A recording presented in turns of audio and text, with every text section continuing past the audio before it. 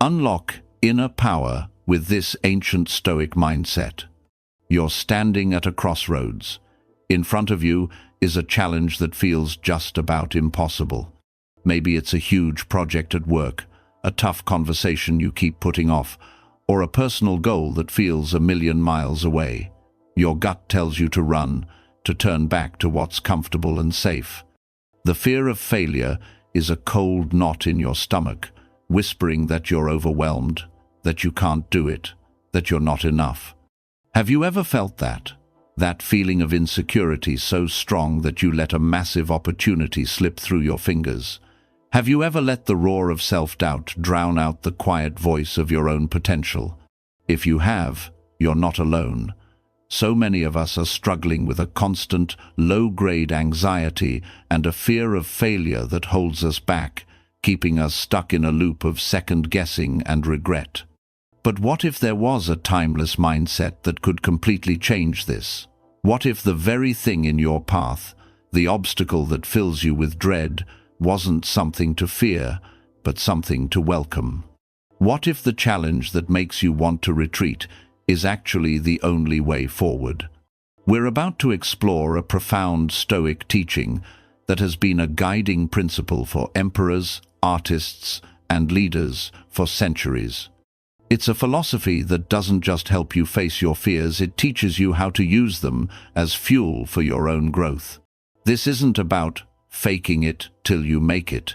This is about building something real and indestructible. It's about forging a deep, unshakable confidence that comes from within, and learning to turn any obstacle into your path. The modern struggle with self-doubt. Let's be honest for a second.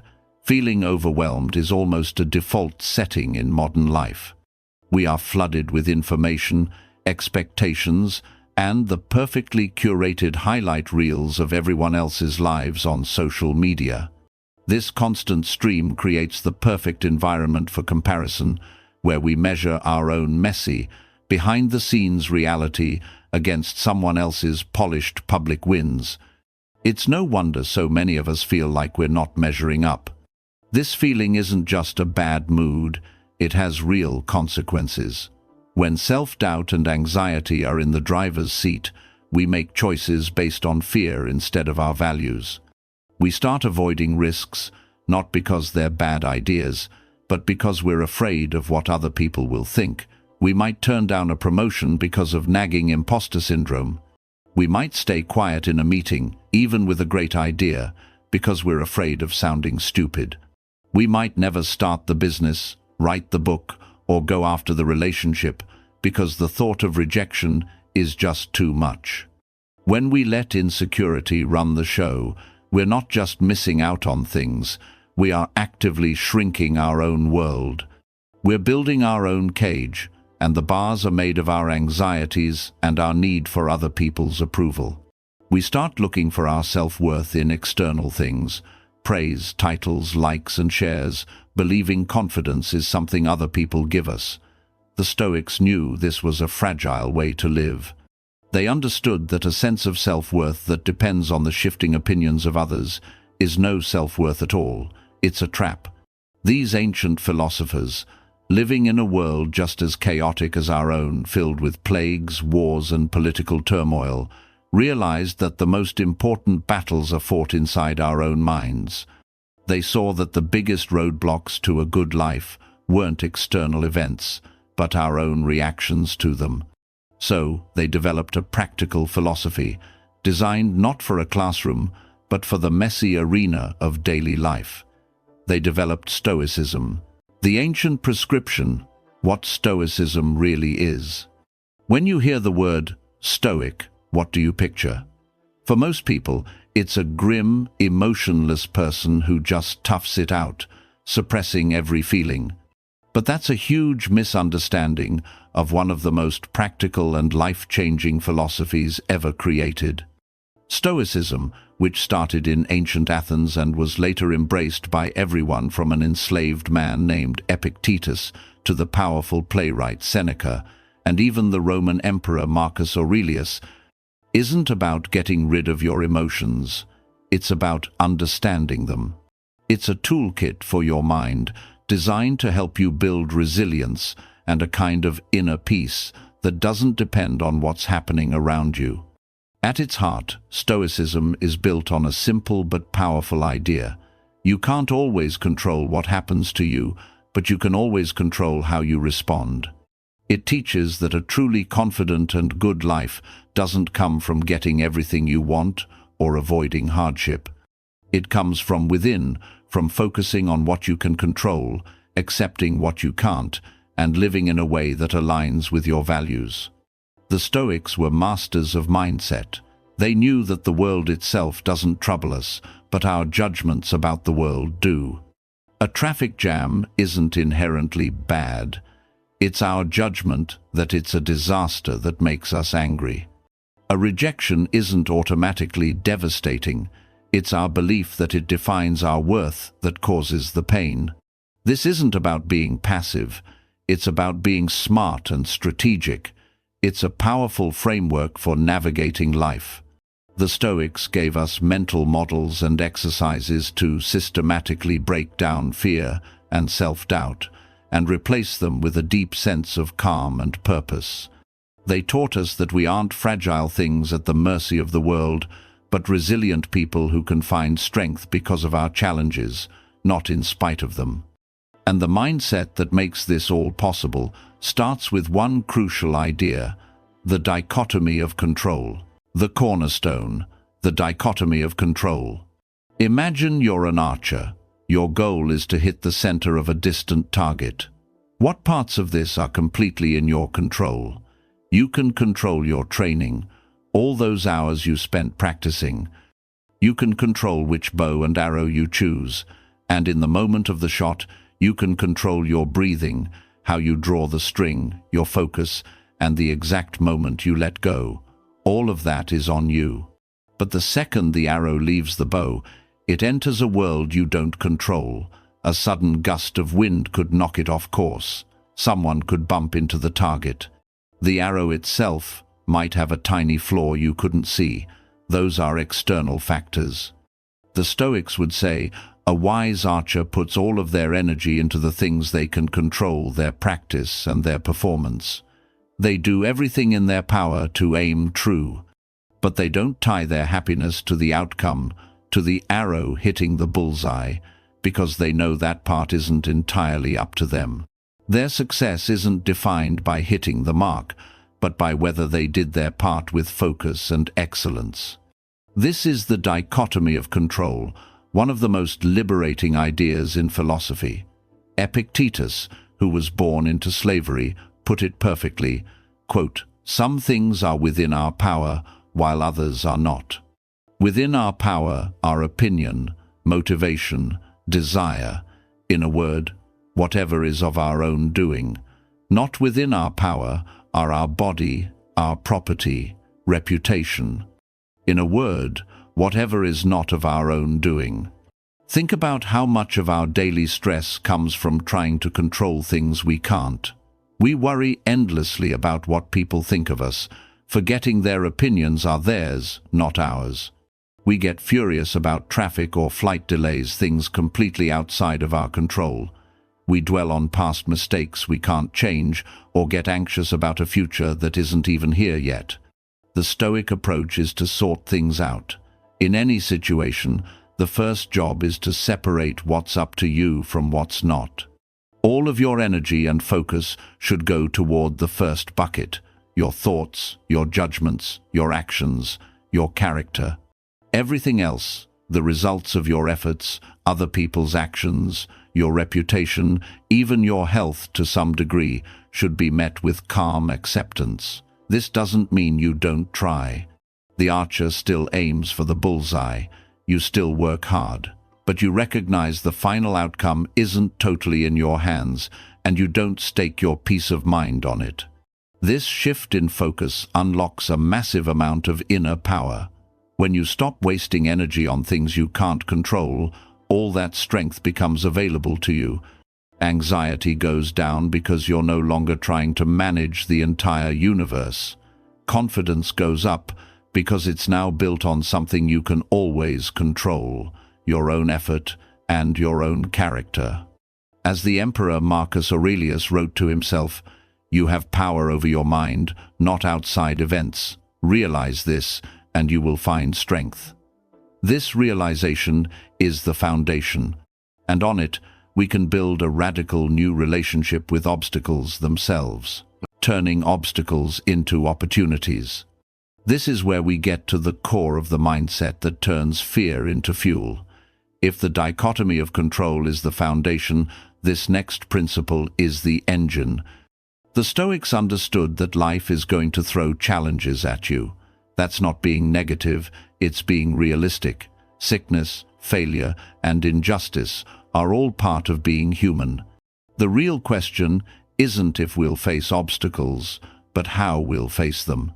The normal response is to see an obstacle as an unfair interruption. We complain, we get frustrated, we wish it would just go away. But the Stoic mind does something incredible. It sees the obstacle not as what's blocking the path, but as the path itself. Marcus Aurelius put it best: "The impediment to action advances action. What stands in the way becomes the way." Think about that for a second. The very thing that's stopping you holds the key to your next move. A difficult person at work isn't just a problem, they're a chance to practice patience. A sudden injury isn't just a setback, it's a chance to learn humility. A creative block isn't just a wall, it's a nudge to find new inspiration. A harsh comment isn't just an insult, it's a chance to practice staying calm and maybe even find a grain of truth that can help you get better. The philosopher Seneca said, "Difficulties strengthen the mind as labor does the body." We get this when it comes to the gym. To build muscle, you have to lift heavy things. The resistance is what creates strength. You wouldn't complain that the weights are heavy. That's the whole point. The Stoics just applied that same logic to our character. They saw life's challenges as a kind of training ground designed to build our inner strength and resilience. This mindset is incredibly empowering. It means that nothing that happens can truly hold you back, because every event, no matter how negative it seems, can be used. If you're treated unfairly, you have a chance to practice courage. If you fail, you have a chance to practice resilience. If you're scared, you have a chance to practice fortitude. Every situation gives you raw material you can use to become stronger and wiser. When you truly adopt this principle, your world changes. You stop being a victim of your circumstances. You become an artist, and the good and bad things in your life are the clay you work with. Fear starts to loosen its grip because you know that even the worst-case scenario holds an opportunity for you to grow. The question is no longer, how do I avoid this? But how can I use this? Building your inner fortress. Once you're focused on what you can control, and you see every obstacle as an opportunity, you have the tools to build what the Stoics called the inner citadel. Think of it as a fortress inside your mind, a place of unshakable peace and confidence that is safe from the chaos of the outside world. The strength of this fortress comes down to one thing: where you get your self-worth. Most of us are taught to build our self-esteem on sand. We look for it outside of ourselves, in a boss's praise, in a friend's admiration, in the number of likes we get. The Stoics saw this as a huge vulnerability, because if your confidence depends on things you can't control, like what other people think you're signing up for a life of anxiety, you'll always be at the mercy of others, constantly needing their approval and dreading their judgment. Building your inner citadel means deliberately shifting your source of validation from the outside in. It means creating an internal scorecard. Instead of asking, "Did people approve of me today?" you ask, "Did I live by my values today? Did I act with courage and integrity even when it was hard? Did I focus on my own efforts instead of the results?" When you live by this internal scorecard, other people's opinions start to lose their power. Praise is nice, but you don't need it. Criticism might still sting, but it can't break you. You have a stable, internal anchor for your self-worth that doesn't change when the world around you does. Your confidence is rooted in your character, not your reputation. This is true self-reliance. It's not about cutting yourself off from people, but about becoming your own source of strength. Epictetus said it best: "Seek not the good in external things, seek it in yourselves." This is a lifelong practice. It takes knowing what your values are and the discipline to live by them. A practical way to do this is with a simple daily reflection, something Marcus Aurelius did every morning and night. At the end of the day, review your actions, not to beat yourself up, but to learn. Where did I act in line with my values? Where did I stumble? What did I learn from today's challenges? How can I be better tomorrow? This practice slowly builds trust in yourself. You prove to yourself, day by day, that you're someone committed to living with purpose. The confidence that comes from this practice isn't loud or arrogant. It's quiet, solid, and unshakable. It's the calm feeling of knowing you can handle whatever comes your way, not because you'll always win, but because you will always have control over your inner world. You will have built a fortress that no one can breach, and an inner power that no circumstance can take away. This journey of building an inner fortress is an ongoing practice, not a one-and-done task. The challenges will keep coming, and with every single one, you get a new chance to strengthen your walls. I'd love to hear from you. Share an experience in the comments.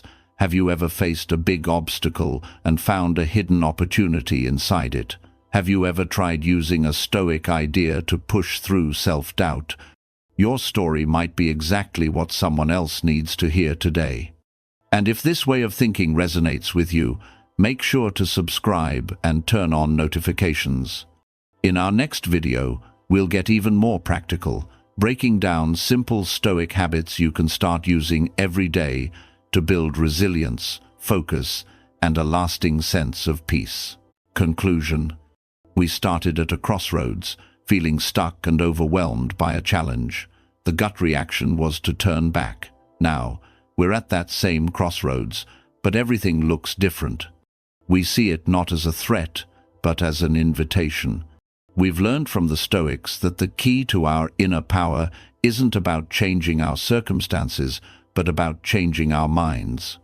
We've learned to focus our energy only on what we can control: our thoughts, our actions, and our character. We've learned to see the obstacle as the way to treat every challenge, not as a roadblock, but as the path forward, a training ground to make us stronger and wiser. And finally, we've learned to build our inner citadel, to base our self-worth not on the shifting opinions of others, but on the solid foundation of our own integrity.